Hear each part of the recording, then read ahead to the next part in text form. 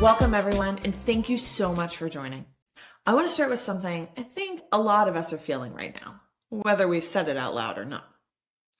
AI has made it incredibly easy to create content. We're moving faster, producing more, and showing up in more places. But at the same time, a lot of that content just isn't landing the way we expect it to. So we're in this slightly strange moment where we're doing more than ever and somehow getting less out of it. And what's interesting is this is not an adoption problem. According to our research, 97% of marketing leaders are already using AI in their work every single day. And 89% of them are saving at least 4 hours a week.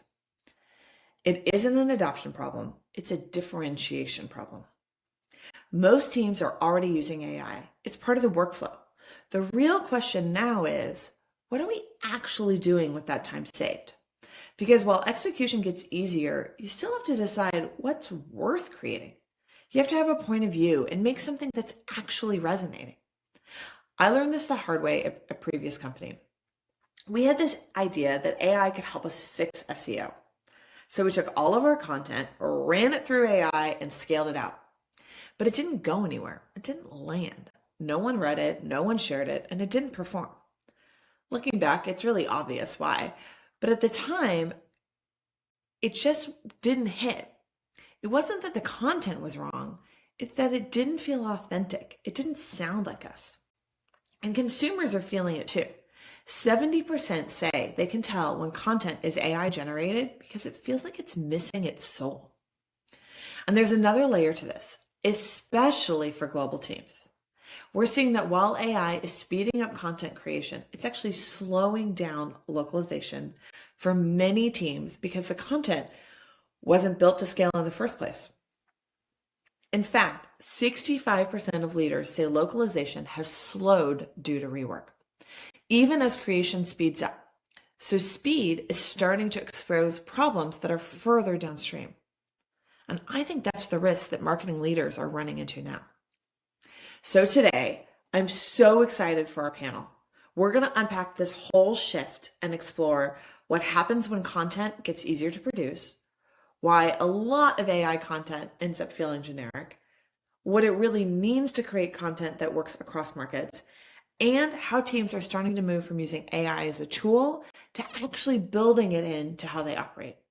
And I'm beyond excited about this group. We've got Catie Liken from NBCUniversal, who's been leading AI adoption inside large enterprise teams. Matt Hardy is the SVP at RWS Group, and he sees what happens when content actually has to scale across markets, languages, and regulatory environments, which is where this gets real. And finally, Mike Dobell. He's the vice chair of SoDA, bringing a perspective on how brands are actually applying AI across campaigns and creative workflows. So let's start with the shift that we're all living through right now. We've unlocked speed, but what's it actually doing to the impact of our marketing? And I'd love to start with what you're all seeing in your own words. When content becomes this easy to produce, where does it start to break? And what are you seeing that is noise versus signal? And where do we get more impact? So Catie, to you. Inside of an enterprise team, what's changed the most when AI sped things up? And did it create clarity or did it actually just create more noise? So it actually kind of did both. So for us at NBCU, a lot of our work with AI is as a thinking partner that helps us move faster through research and synthesis toward creative strategy. It surfaces great information, it finds patterns, it really accelerates that analytical work that helps us to understand what we're even needing to ideate against. And so in that sense, the clarity is real. What used to would take us days, really pulling all that research together and building the foundation of what our creative is going to be, we can now do in hours or even minutes. And that's truly transformative for us. But the noise is real too, and it comes from a couple of different places. The first is that speed kind of creates a false sense of confidence in what the output actually looks like. So AI can produce these things that look and sound authoritative. You can get these really great insights that if you don't really dig in, you're like, oh, that it sounds amazing and it actually isn't what you need. And so when you're moving fast, it's really, really easy to accept what comes out without applying that critical eye. And especially at the strategic level, if you don't interrogate the foundation of what AI is helping you build, everything after it is just going to be wrong. I think the second sort of noise that we're seeing is just change management. When AI codifies a new way of working, roles shift. Creatives become more creative directors versus doers. And it's really meaningful to have them really understand what their role is in kind of a new system and generally accept that and live with it and be okay with change. And then lastly is just what I call deadline pressure. I think what we're finding is when everyone's under stress, there is the tendency to default to old habits. And so even if you put a whole new system in place and it can be faster and better, when you are under that pressure, you just default to what you know. And so sometimes the new systems don't get tested as much as we would like them to because of the deadlines that are kind of facing us and the fact that we want to know that what we are doing is going to work. Okay, so Mike, I want to ask you now, when you look at high performing work versus everything else, what actually separates the content that cuts through now that the AI has really raised the baseline? Sure. I mean, you mentioned the word signals earlier, and I think that's a really important point. Like the work that's being done globally is just by nature very diverse, right? And so one of the signals that I look to is tool usage. And SoDA as an organization does annual member surveys, and we just completed our 2026 design tool and AI usage survey. And while the use of a tool doesn't, isn't determinative of success or strong work, it is a really, really strong signal about what's working within the machinery of the creative agency, right? So there's a few things we found. 72% of agencies have adopted new tools and are creating pipelines. And I think that creating pipelines bit is super interesting and super important. This is not just like single point tool usage. It's the chaining together of tools.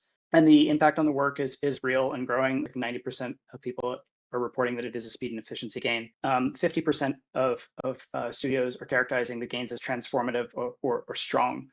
So it's not just the speed and efficiency; it's that it's a transformative speed in terms of what they're outputting. So that's pretty amazing. And then we're also seeing these isolated pockets of agencies where it's having an impact on enabling new services. And so what we mean by that is that agencies may deliver X and Y today. Now they're being able to deliver Z. And that can be a really important impact on agency P&L, as well as the ability for a brand to go to a single shop, whereas previously they might have gone to many for a complete package of needs. What's interesting is that we're starting to see some tool attrition happening. So there's no like wholesale abandonment of conventional creative tools for design or 3D or video. We are seeing some shrinkage, like 10 to 15 point drops in usage within the community around certain creative tools. So that's super interesting, as well as some niche players just dropping off entirely. And so I think what we're seeing there as a whole is it's a signal of some tool consolidation taking place within the community. Matt, let's pivot to you. So when that content starts to move across markets, what happens to it? Do those early decisions hold up, or do they really start to fall apart? They pretty well fall away pretty quickly once you leave that primary market. What you're doing with those is really assuring your content for your primary language or your source language, and then as you then transfer that through the rest of your global markets, I think it's less about the content, but then more about how you treat that content as it starts to move out of that original market. So Catie was saying about how it feels fluent when you generate the content these days with AI, and that's absolutely the same when you use these enterprise AI tools for translation.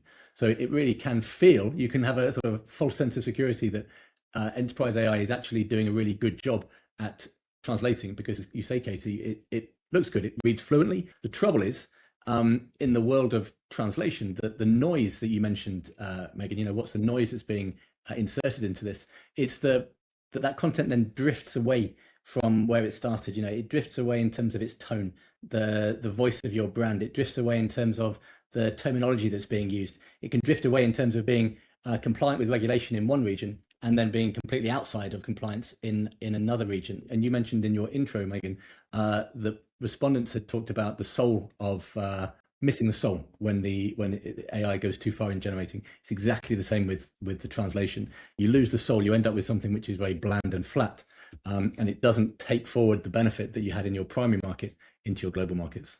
I ran a campaign once that was all around national parks. but like the minute you translate to Europe, it no longer applies.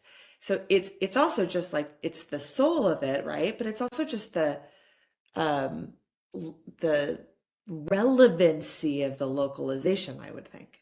That's exactly it. That's exactly it. Sort of what we think about as cultural intelligence.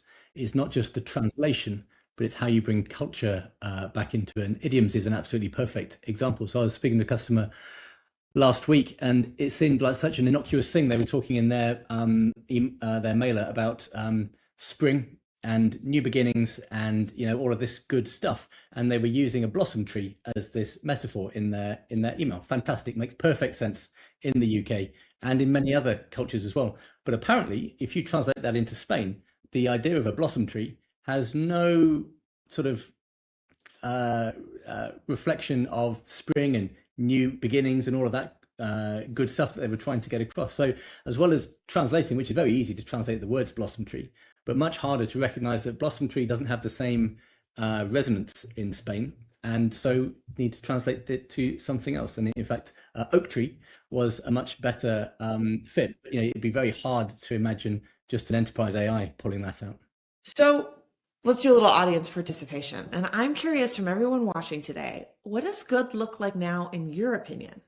When producing something is no longer the hard part, what actually separates the content that works from the content that does not? So this brings us to a related issue. The term that keeps coming up more and more is AI slop. And when people talk about AI slop, what they're usually pointing to is output that's technically fine, but easy to ignore. And I wonder if what we're really responding to is just rushed work. Catie talked about speed earlier and those deadlines moving up too. We're moving fast without considering taste. I heard a great framing recently.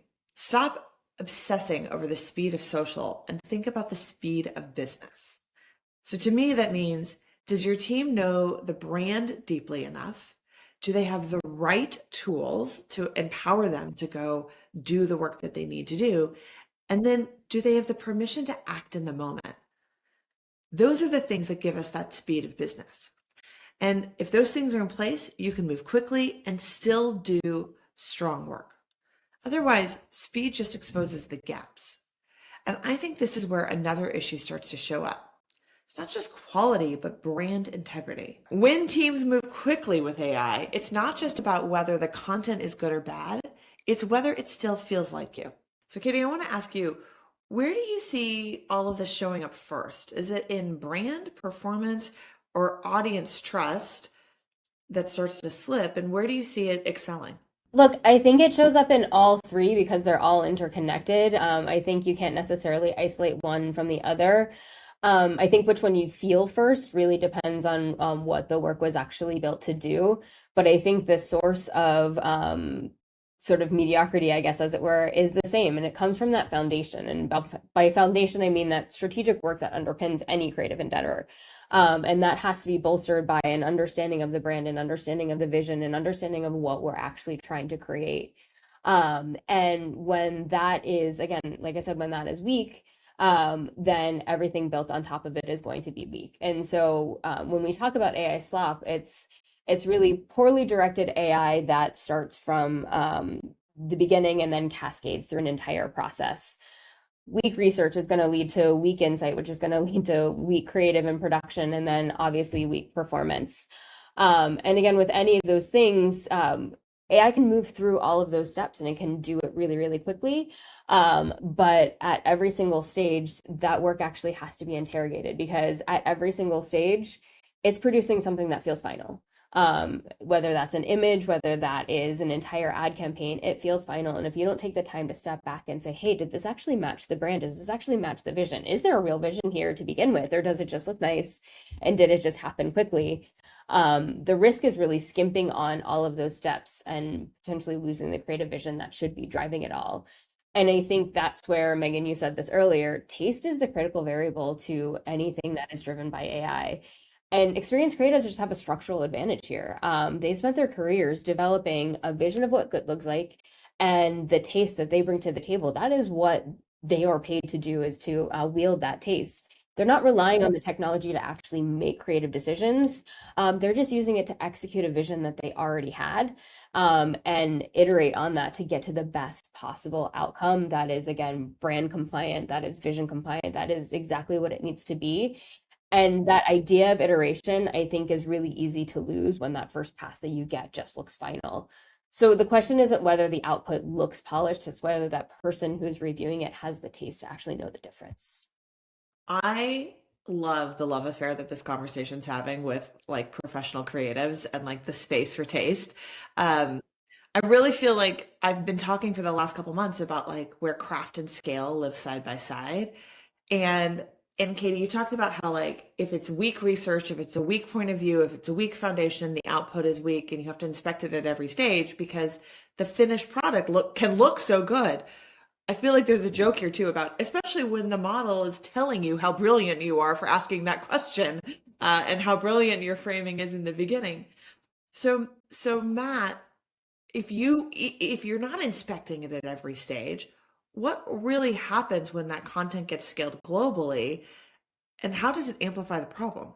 The risk is you lose that cultural and that domain piece. And I really like what you just said there, Meghan, that the difference between craft and scale live together. And that's very much the world that I live in, which is, there's more content than you could today possibly think about processing with humans. So there's lots of decisions that people make about where they apply humans and where they just don't at the moment apply anything, or they apply enterprise AI. So the rules that I try and codify in the products that we produce is, well, how do you figure out what's going to get what? Where are you going to apply those humans who have the taste, as you say, Catie, in order to be able to recognize good content, or are super culturally and domain aware translators? Where's the content which has high enough needs for validation or creativity that you need to have humans? And then where is content lower risk, lower impact content, where you can tolerate, you can accept, you can benefit from the scale that AI brings to you? So that's the opportunity for amplification, and not to say that you need to have these super skilled professionals who are involved in every loop. No, you need to understand the risks and the value of all of your content, and then you appropriately divert content down different treatments, so that you can minimize the risks of scaling the bad, and really look to amplify the good. Because I think you mentioned at the beginning some numbers about your survey, which was that, was it 65% of customers thought that their process was slowing down, their translation process was slowing down. We've seen research that shows an extra 20% of content, 20% of effort being added in order to fix this poor content as it goes through. But that's really just the poor treatment by AI. To translate it, that's not saying that there's poor content as well. So that would increase that effort. So there's huge risk for misaligning those processes and accidentally, or using the wrong AI, or trusting the AI too much. And yes, you would absolutely amplify massively those problems that you see in source through your global content. I think that's crazy. I think what you just said was that 20% more time is spent on fixing bad translation almost. Not to mention that assumes that you already have good content to start. Like, wow, what a fundamental misunderstanding of how we think about it today. And I really keep sitting with, I don't think it's anecdotal. Nearly 80% of leaders say AI is increasing inconsistencies in content quality, and 41% of marketing leaders say that AI slop is already a considerable challenge. I know I feel that way. And 69% of my peers really believe that the future of ads kind of risks all looking the same, that we just sort of shake out to the lowest common denominator. So it's really not just about efficiency. As a marketer, it's about differentiation too, right? How do I connect with my customer in a totally different way? I keep coming back to the idea that volume without vision does not create an advantage. It creates fatigue. I talk to my team a lot about don't just read the news, make the news. That's what that vision is. And really having that point of view is actually where I think AI is not breaking through. I talked to somebody the other day who said, I don't need 1,000 pieces of content. I need one thing that people actually care about. And that really stuck with me because I think what we started to equate speed with success, and they're not actually the same thing. So, one place this gap shows up fast is when brands are trying to scale across markets. And we talked a little bit about localization. To me, localization is also just actually relevancy. It's definitely not translation. It's definitely about relevancy. And that's where I think all of this AI work is showing up, is being really relevant with our customers wherever they are in the world. And I think it's an important distinction here. So when we think about seeing a clear disconnect, 86% of teams say that AI has accelerated content creation, but 65% say it's slowed down localization. Matt just talked about how literally 20% of the time is spent correcting that. So Matt, I want to go back to you. What's actually happening when content moves from creation to global rollout? And is there a point in the process where it tends to break that we should, start with by looking there? Yeah, absolutely. I've mentioned it a couple of times, but that's because it's the theme of the moment, right? You bring in AI and you look to do more work with that AI, so you get more volume. So your humans are then dedicated to where the value really is, and then you massively scale with the machines. The thing that you lose is trust, and you lose that cultural awareness. So that's where it breaks. So I mentioned earlier that it feels like the automated translation is solved, like the generate some content button seems to be solved. It reads fluently, it's accurate. These days, honestly, it's probably on a par with human translation from a word for word, sentence for sentence piece. But then the drift that I mentioned in terms of the tone of voice, your customer, your own brand voice, the tone, the terminology that you use as an organization, that's what you lose as you move from your source language to your target. So that's where it breaks, and the break really shows itself in your audience's engagement. So if you, as an English speaker, read some AI generated content, you can immediately smell that it's wrong. You've mentioned this, Meghan. You know it feels flat. It might be jarring. It's got some weird idioms that you would never use in your own day to day. And it's exactly the same if you apply just generic AI to do the translation. It feels flat. It feels jarring. It feels culturally tone deaf potentially, and also it could be illegal or non-compliant in that jurisdiction. So all of these things mean that it's less engaging for that customer, which is a problem because we're not creating content just for the fun of it. We're creating it in order to drive a purpose, right? For views on your site, for click-throughs, for whatever. Your content is designed to do something. There's an intent to it.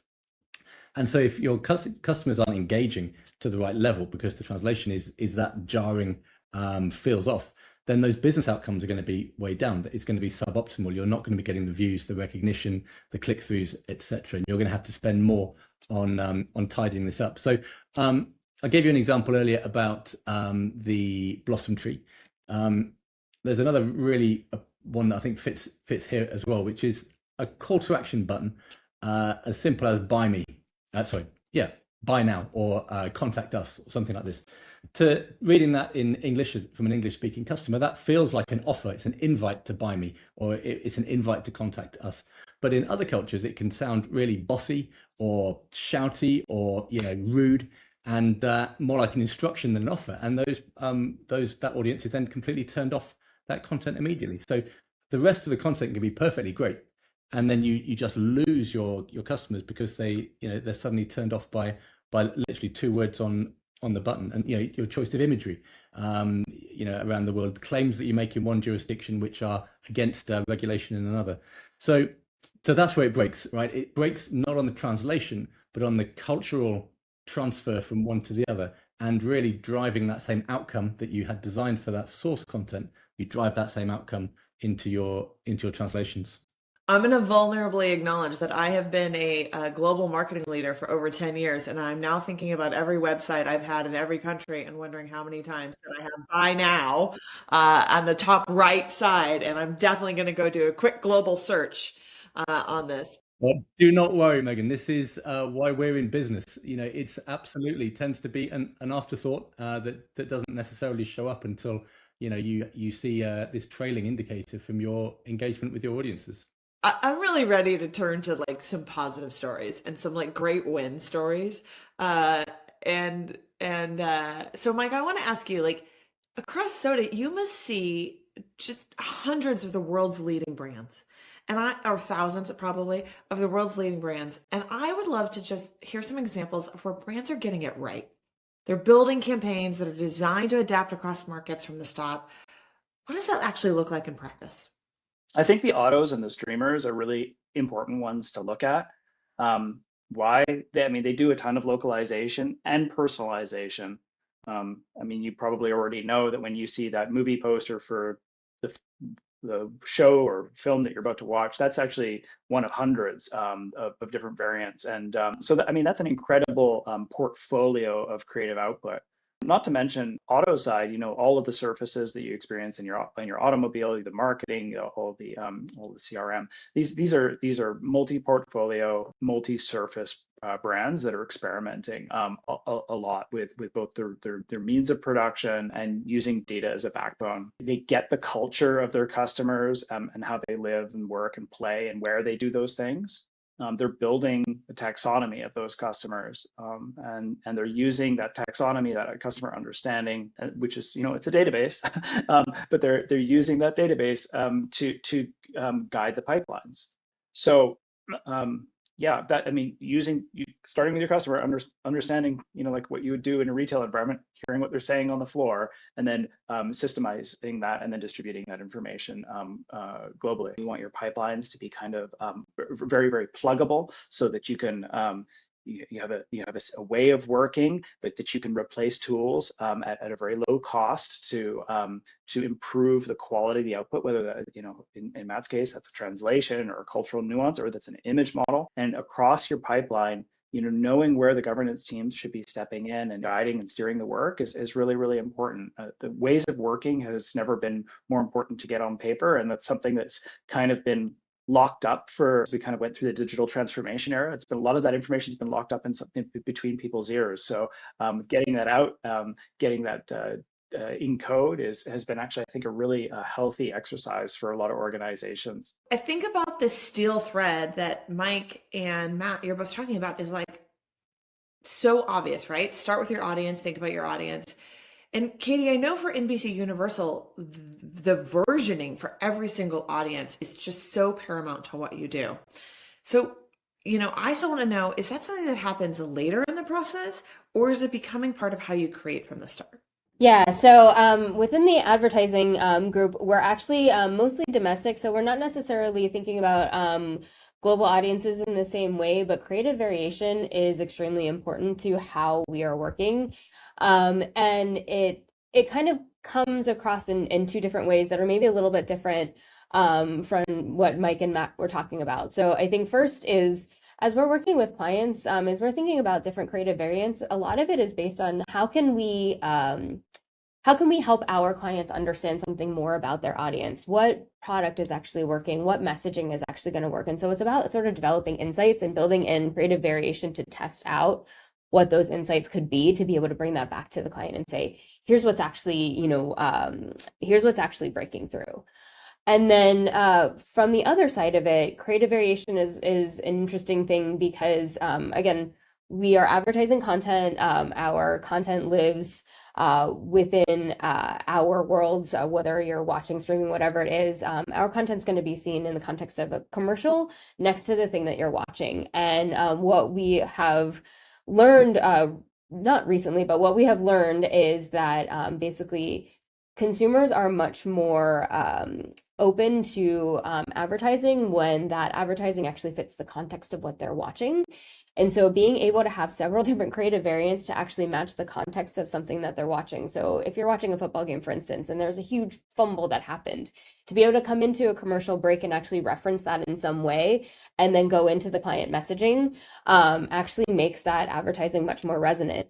And so again, when you think, the context of a football game, the sheer amount of things that could be happening that you might be able to reference and want to have creative variations against to make sure you're sort of running the right thing at the right time. There's a lot of planning that goes into it. And then again, a lot of work that actually takes to actually develop all those variants and have them at the ready so that we know that we can actually match the context and really hit the consumer in the right way. I love the idea of design variation that's so uniquely bespoke to each customer and audience as we think about them, because what we're seeing is that demand for localized content is exploding. 66% of enterprise content is now multi-market. But the way we're creating content has not really caught up with that reality. So what does content that is actually built to travel look like? I just want to zoom out for a minute. And this is where I think the conversation gets bigger around content and open up that aperture. There are two ways that I hear people talk about AI. One is as an accelerant, making them go faster. We've been talking about speed for a long time now, but the other is as infrastructure. And what we're seeing in our research is that infrastructure is where really the step change advantage comes from. In fact, 99% of marketing leaders expect AI budgets to increase, but the shift is moving from tools to connected systems, like thinking all the way through the workflow and how those systems work together. I like to say right now, my team members feel like the API. Like the API is actually the marketer, and I want to get out of that world and I want to get to the system where the system are doing that. So what does it look like to move from AI as a tool to AI as part of your operating system? Mike, let's begin with you. How are you seeing teams rethink how campaigns are built end to end, not just speeding things up, but actually restructuring the way that work gets done?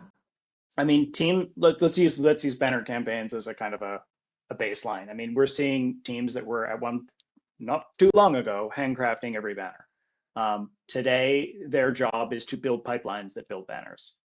And so, pipeline engineering, copy supervision, supervision of translation, art direction. Catie mentioned, this people are moving into more directorial roles. There's a real reshuffling of job roles that's taking place, which is fantastic.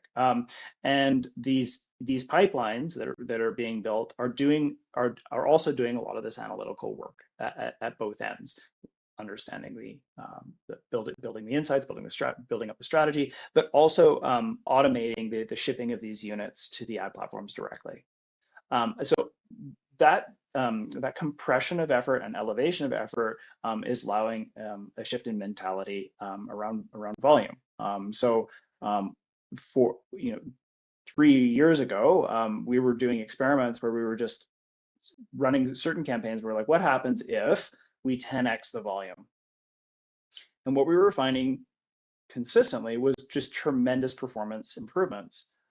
When you say, look, we're not going to worry about getting everything perfect. Let's let the algorithm figure out what's actually working.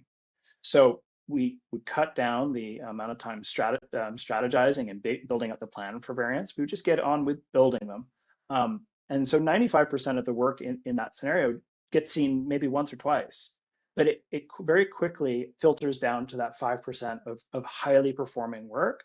The other pattern we're seeing is a lot of our members are reporting that their creatives are looking to performance results as creative cues. We talked earlier about getting your procurement right in order to get your creativity right.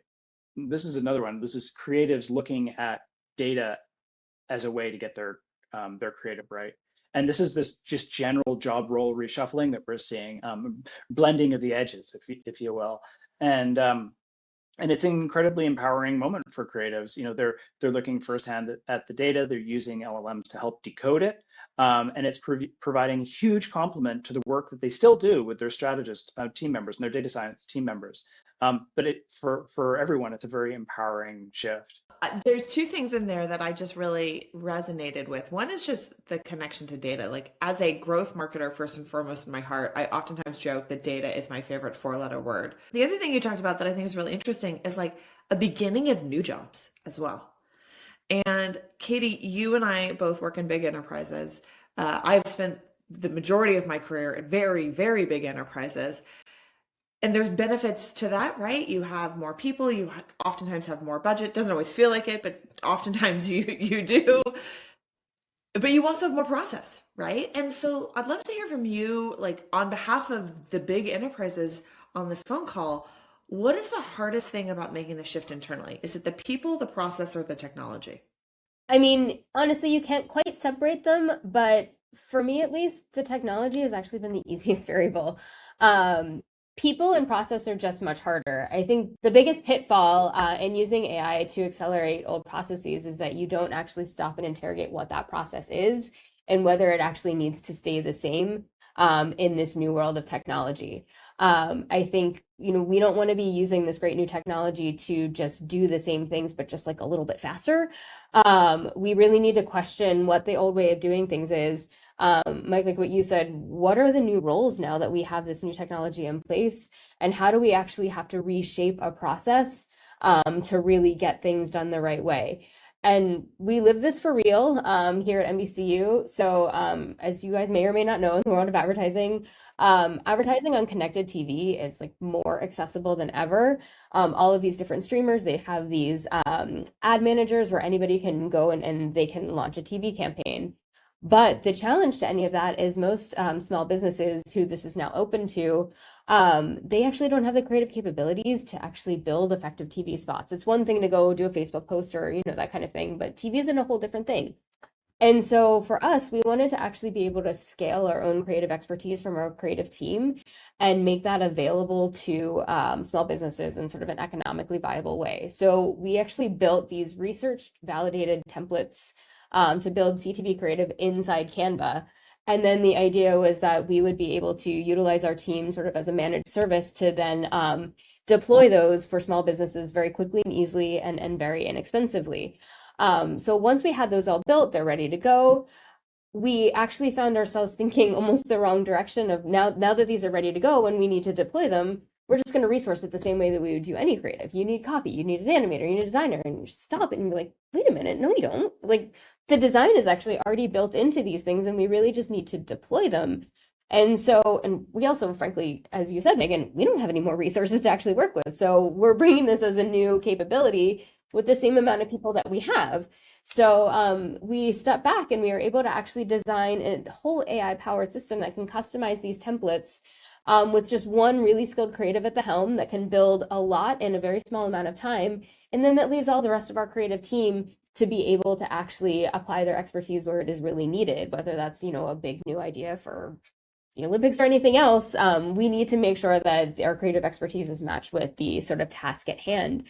But it has been a game changer for us, but a huge shift in saying we're building an entire new process. We have the system in place. It's actually going to be able to build, customize, and do all of this for us and leave us free to do what we really need to do. And so for us, getting people comfortable with that, it's certainly a challenge. And, even when that new way is better, I think it's just sort of a culture and a leadership challenge to say, this is different, this is new, and we're doing this way now. I love so much about this story because democratization that helps your customers. But actually, what I also heard from that is it allows your creatives to do more thought leadership, high level work, and kind of takes that like low hanging fruit that they probably, no creative I know who went to school for years and is a tastemaker and a craft really wants to spend all their time resizing, right? Like so it takes that off their plate. And I love that story because it's such a value add for both the customer and the team.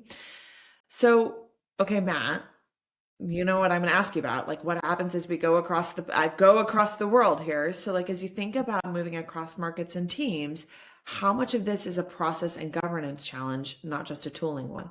Yeah, 80% a process and governance challenge. But now with AI, what I'm definitely seeing is a shift back upstream, back towards the creatives to actually be controlling their own translation work. Now, what that means is that we, as a technology provider, need to make sure that we build the governance in to now the technology. So the things that localization team are doing now need to be handled natively by the systems. And, it's all connected to this emerging technology of AI. So that's what's driven the demand and the shift back to where the creatives are working. But now that same technology gives us the opportunity to do that governance work within the system. So it means that there's a lot of new roles which are growing up around the tech. So that localization team is sort of morphing into a team which is owning rules, implementing them in the system. They are designing the personas which the AI can use to test content before it's released, to test performance. And they're really running all of that governance piece, but rather than running it in process, they're running it in terms of defining that in the system, so that when the technology runs, it can make sure that the same governance is there. So they're sort of encoding the brand, they're encoding culture, or we are. That's what my job is, to do that. That then that's then available to our customers to be able to bring that to bear on their content. And what a note I made, Mike, from what you were saying was you said that as you were looking to be creating content, you're looking not for perfection, but for performing. And I think that's the added piece of governance, which is now a layer on top of the sort of traditional idea of governance that we've had. That it doesn't matter so much about the quality of this thing from a translation point of view, in terms of counting the number of errors and the severity of errors per many thousands of words. That metric, which was our bread and butter for proving goodness for decades, is now completely replaced by the idea that it only matters how well that content performs. And that could be a Super Bowl ad, or that could be a bit of a 24-hour live social media post. They've both got a thing that a job it needs to do. And can we get it to a translation level that allows it to do that job? And I had a great quote from a customer the other day, which was that the market doesn't reward perfection, it rewards utility at scale. I think that's what that's the final, I think, piece in the puzzle in terms of the governance that we're looking to provide from the tech. That is a great takeaway, utility at scale. I mean, we talked a minute ago about how volume without vision falls flat.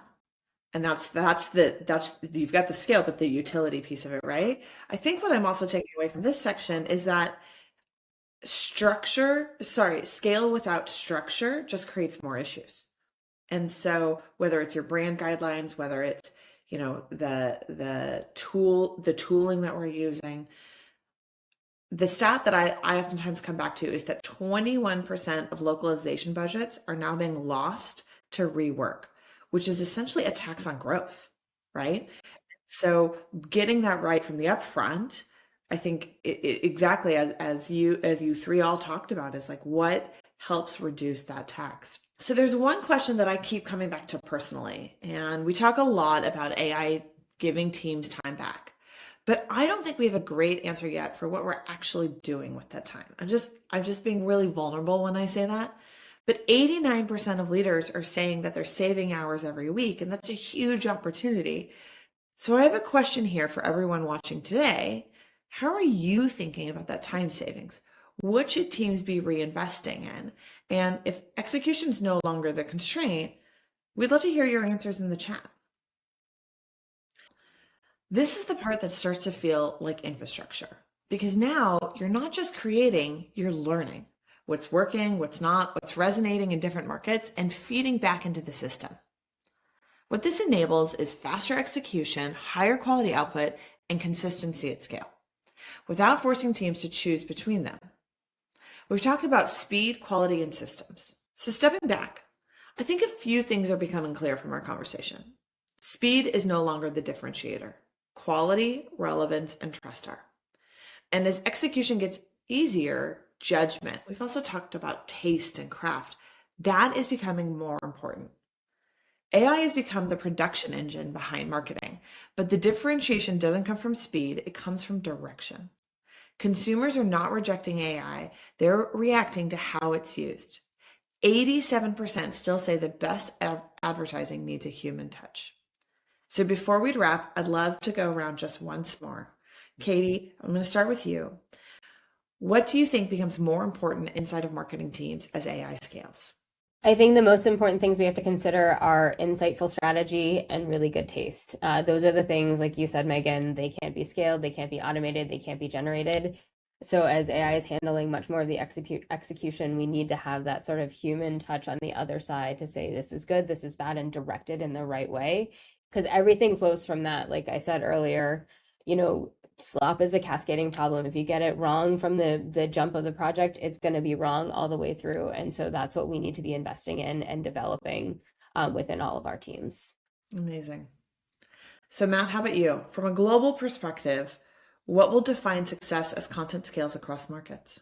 I think the theme I've come back to all the way through this has been the cultural layer, the cultural intelligence. And, we're working on the implementing technology which does that. But the thing which will be the difference between success and failure there is all of the assets that technology can use, the branding, the voice, the cultural roles, the persona definitions. These are things that are locked away inside product managers' heads and marketers' heads and content creators. And so as the technology allows and provides the scaffolding for this, we need to make sure that the assets that the AI can use to do this and transfer the culture are, there's time and there's investment made into those assets. Because from a translation point of view, you can talk about the scale of content increasing, absolutely, but we also have an opportunity from the translation point of view to drive the scale of translation. So as the cost reduces, because we get to use more machines to do the work, so you'd expect the demand to increase, but customers will find more use cases to spend that investment on more. So the measure of success for me is just more assets into more local markets. All right, Mike, what's one shift that teams could make tomorrow that would have the biggest impact on the quality of work they're producing with AI? I mean, I think it has always been making time for teams to experiment and creating a culture of experimentation and play. And that means actually blocking time to do things like hackathons and workshops, or time to reason through a problem as a group rather than to meet frequently about the status of things. I think we're at a point now where we should all have access to the same dashboards, and we don't need to, go through it, presenting the results. So I think really creating a culture where that happens with some frequency gets people comfortable, with the pace of change, but also with the can-do attitude that they can build the solutions to their own pipeline problems, or fill in the blank problems. And you get that flywheel going, and you get solutions to all of the complexity of execution that is often glossed over in the boardroom. Where people in leadership often have high-level AI mandates for the organization, but there's a lot of but within middle management and below, they're graded on the quality of their execution, and there's a lot of complexity around that. So if we create a culture where that experimentation is happening, where people are building their own pipelines, building their own Claude skills, or name your language model skill, and tools, and sharing those around, you can really start to create a scalable impact within the teams and with the external partners as well. We're in the middle of our AI week, and it's almost no meetings. It's fingers on keyboards, and I can literally feel the synapses of me and my team connecting in new ways, and experimentation and creativity and play. They're so powerful. I think what we're all saying is that there's no way that AI can replace the need for strategy. Human at the beginning. Catie, you talked about that a lot. Taste. I mean, we all talked about craft and scale and the power of creatives, and really having a point of view. If anything, it raises the bar for those things. So for everyone watching today, I want to leave with this question. What would your team do differently if tomorrow's execution was no longer constrained? Before you go, you can download the State of Marketing and AI 2026 report. And if you want to explore how to scale this kind of workflow inside your organization, we'd love to talk.